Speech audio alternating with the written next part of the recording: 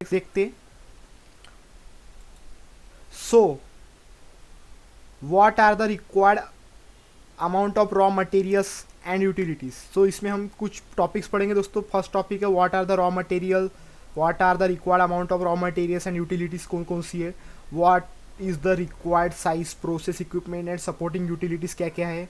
साथ ही can the product be produced in an existing facility और a new plant is required.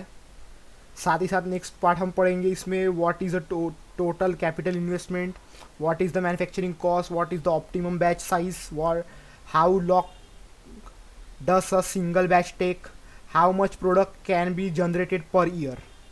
So पढ़ते दोस्तों one by one. So during the course of the batch what is the demand for the various resources. क्या क्या demand है, example है raw materials है, labour है, utilities है, etcetera.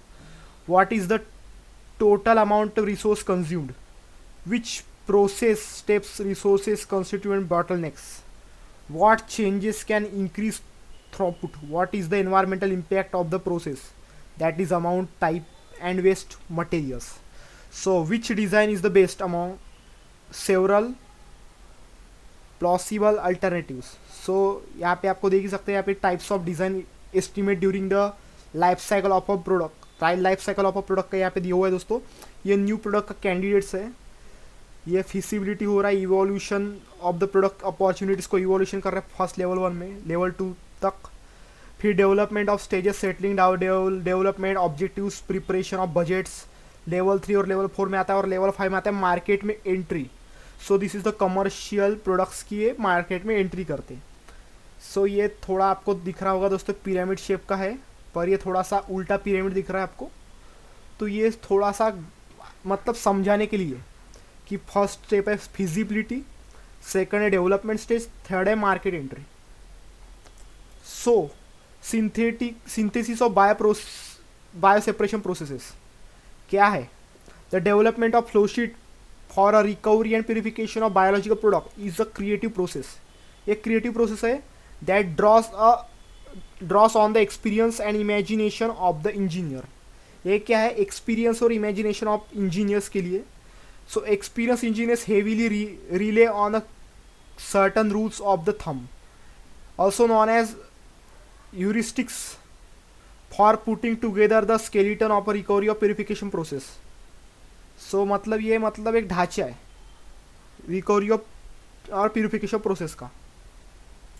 So a few such heuristics follow. First क्या है, remove the most plentiful impurities first, पहले रिमूव करना पड़ता है इम्प्यूरिटीज़ को। सेकंड है remove the easier to remove impurities first. Easiest कौन सी ईजिएस्ट मेथड है जो रिमूव करने के लिए यूज़ में आता है इम्प्यूरिटीज़ को।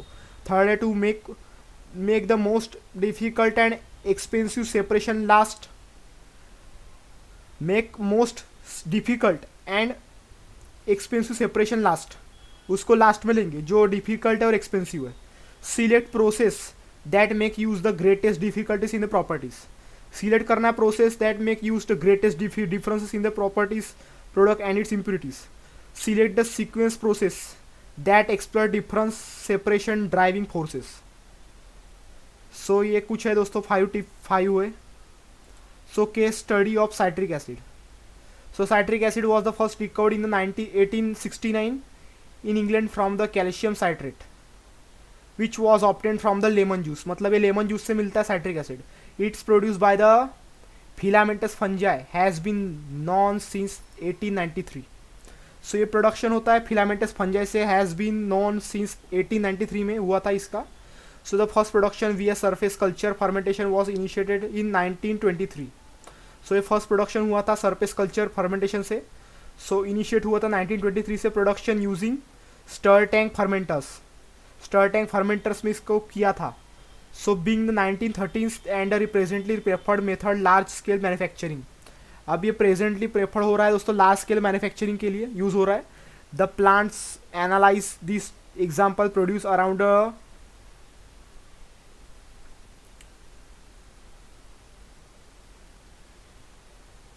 so this is the 10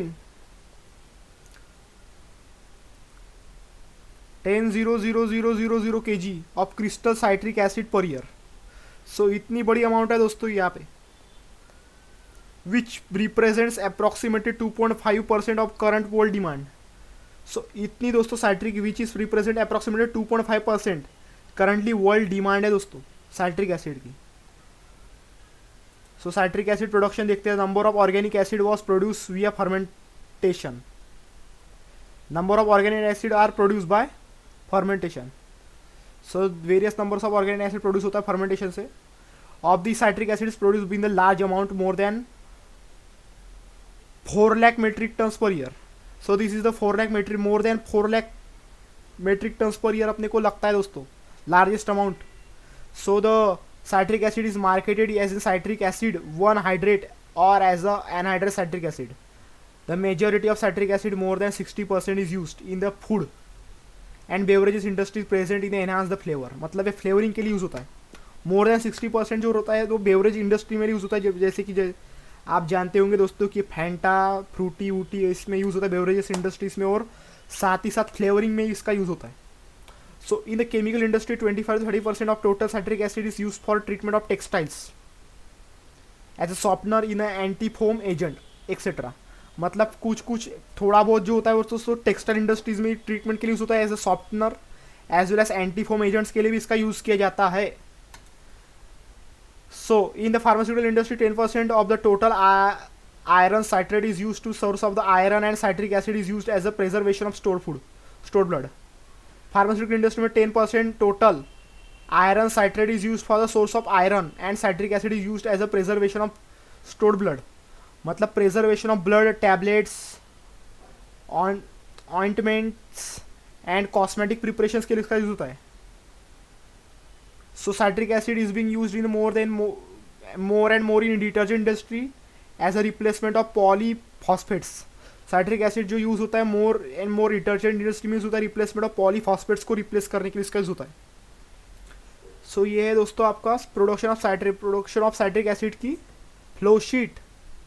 सो ये थोड़ी आपको दिख ही रहा होगा दोस्तों, यहाँ पे सी सोर्स है, मतलब यहाँ पे वाटर है, ये है मिक्सिंग हो रहा है। मिक्सिंग होने के बाद ये क्या पे जा रहा है, फिल्ट्रेशन में जा रहा है। सो फिल्ट्रेशन में जाने के बाद ये कहाँ पे जा रहा है, आयन एक्सचेंज हो रहा है इसका, यहाँ पे वॉशिंग होगा, एफ्लुएंट यहाँ से जाएगा। सो बाद में ये जाएगा दोस्तों हीट स्टेबलाइज़र में। हीट स्टेबलाइज़र में जाने के बाद ये फर्मेंटेशन में, फर्मेंटेशन से जो एयर फिल्ट्रेट होकर यहाँ पे जाएंगे दोस्तों। फिर बाद में जो वाटर सप्लाईमेंट होगा जो दोस्तों मिक्सिंग का, सो न्यूट्रिएंट्स यहाँ पे डालेंगे, वाटर सोर्स यहाँ से हीट स्टेबलाइजर से होके यहाँ पे जाएगा फर्मेंटर से, बस फर्मेंटर से ये स्टोरेज। फिर यहाँ से दोस्तों एयर है, गैस कॉम्प्रेशन होके यहाँ से एयर फिल्ट्रेशन से जाएंगी, फिर ये यहाँ से कनेक्ट हो जाएंगी फर्मेंटेशन से। सो नेक्स्ट स्टेप जो है दोस्तों, ये ऐसे बायोमास रिमूव हो जाएगा वाटर के साथ मिक्स होने के बाद, बायोमास रिमूवल होगा। फिर इसके बाद ये जाएगा प्रोडक्ट प्रेसिपिटेशन में। प्रोडक्ट प्रेसिपिटेशन के बाद जाएगा रिकवरी ऑफ प्रोडक्ट की रिकवरी हो जाएंगी। फिर इसके बाद ये जाएगा दोस्तों जिप्सम फॉर्मेशन में। जिप्सम फॉर्मेशन में जाने के बाद ये जाएगा जिप्सम रिमूवल में। फिर इसके बाद जाएंगे कंटिन्यूस क्रिस्टलाइजेशन में, इसमें क्रिस्टलाइजेशन प्रोसेस हो जाएंगे दोस्तों। फिर उसके बाद प्रोडक्ट की रिकवरी होंगी, जो रिकवरेबल होगा वो रिकवर होगा, जो वेस्ट होगा वो निकल जाएगा। फिर बाद में ये जाएगा रोटरी ड्राइंग में, ड्राइंग होके प्रोडक्ट यहाँ से निकल जाएगा। यहाँ पे मेरा जो पॉइंट दिख रहा होगा यहाँ पे। सो इतना बहुत दोस्तों पूरा कॉम्प्लीटेड डायग्राम है। सो ये कभी कभी दोस्तों ड्रॉ करने के लिए पूछ सकते हैं, तो आप नेट पे ढूंढ के दो छोटी सी इजी वाली डायग्राम भी आप देख सकते हैं। ये थोड़ी कॉम्प्लीकेटेड है सिर्फ ये समझने के लिए दोस्तों। सो मटेरियल बैलेंस है दोस्तों, ये ओवरऑल मटेरियल बैलेंस है, कितना केजी पर कितना ईयर में रहता है, ये कंपोनेंट्स है, इसका इन एंड आउट कितना मिल रहा है। सो ये है दोस्तों इसका मटेरियल बैलेंस। ये इतना इंपॉर्टेंट तो नहीं है, सिर्फ आपको स्टडी पॉइंट ऑफ व्यू बता रहा हूँ। सो इकोनॉमिकल इवोल्यूशन ये आपको दिख ही रहा होगा यहाँ पे कितना इकोनॉमिक इवोल्यूशन हो रहा है। साथ ही साथ ये fixed capital estimate summary year 2000 से price in USD. So USD के अमाउंट में आपको यहाँ पे दिख ही रहा होगा fix capital amount estimation summary. So ये है ऑपरेटिंग कॉस्ट समरी, ये 2000 की प्राइस में है।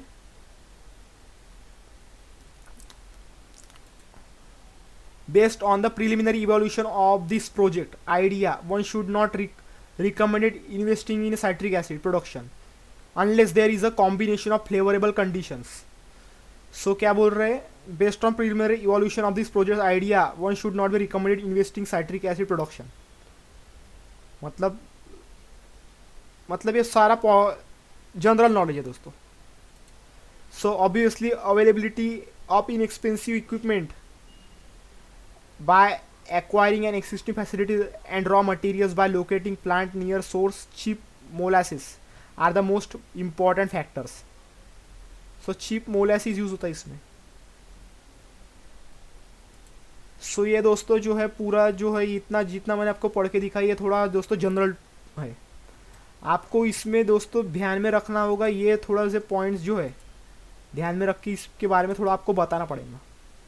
बाकी कुछ नहीं, बहुत इजी है, सिंपल टॉपिक है. अगर आपको कुछ नहीं समझा होगा तो मेरे को कमेंट करें, मैं आपको और इजी वे में समझाऊंगा. तो आज के लिए बस इतना है. अगर आपको वीडियो अच्छी लगी होगी तो क्या करना है, चैनल को सब्सक्राइब करना है और अपने दोस्तों के साथ इस वीडियो को शेयर करना. चैनल की इस वीडियो को अपने दोस्तों के साथ शेयर करिए क्योंकि उनको भी पता चलना चाहिए.